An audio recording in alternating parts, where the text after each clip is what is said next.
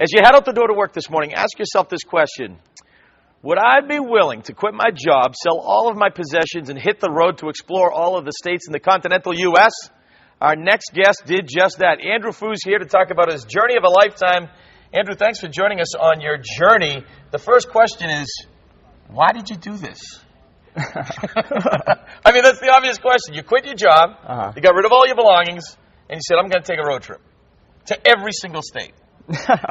Well, it's always been a dream of mine to just drive and not know what happens next. And, just drive into the sunset, into the sunrise, just take it one day at a time. And I asked myself, how do I make that happen? And the conclusion, well, got to leave everything behind. And just do it. Now, how did you afford it? How are you affording to take this trip? Did you save up money knowing that you were going to take this trip? Or did you just, are you winging it a prayer? Well, I have a little bit of money saved up, but this trip is about bare necessities. It's about just living by the land. So the main expenses are just gas and very meager foods. I live right out of my car. Okay. I travel wherever the road takes me. Just doing this by choice because I was really inspired by people who live by the bare basics and were satisfied with their life. They didn't need anything more. Yeah, me, I'll take the Four Seasons in the Ritz and enjoy a nice comfy bed, but you have a nice time. Now, here's the thing. You went down to the Keys. You lived and learned the life of a fisherman in West Virginia. You learned and lived what it was like to be a fireman. Talk about some of the experiences and some of the things that you've learned along your travels. Well, every person I meet has really expanded my mind. It's just learning the different lifestyles are out there. When I was in Kansas, I drove a few tractors, and people are very open in the South. They kept their keys in their car. No one has ever stolen anything from them. And just seeing how hospitable they are because of the environment that they were kind of living in. These are really some of the pictures going through as you talk. Now, where was this right here?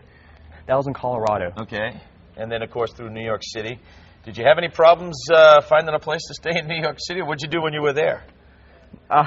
New York is a very, very crazy place. I was very blessed because I had one of the very rare opportunities to stay with a friend while I was there. Okay. So, how many states have you gotten through so far? Roughly around 25, 26. 25, 26. And you're seeing different parts. Have you ever traveled as a kid, or is this your first time doing it? And what is the biggest challenge about being or doing this by yourself? Yeah, I actually grew up moving up, growing up. My dad worked for the DOD, and so I was an Air Force kid. Okay. And I just, every 2 or 3 years I moved. In terms of what makes this tough, well, this is a special type of trip. I chose this to do this solo on purpose. It's really a trip, there's no one I have to account or report to. I can go wherever the road takes me and truly find out what I want to see. And it's been great. I've discovered a lot of things about myself. True independent trip. That's unbelievable. You have a website that people can actually track. Yes. To where you go. What's it called?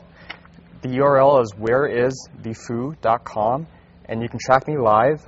You can also see some of the stuff I type about my travels. Well, we can't wait to read what you wrote about your trip to Fox25. Andrew, good luck with the rest of your trip, and safe travels. May the wind always be at your back. How's that? All right.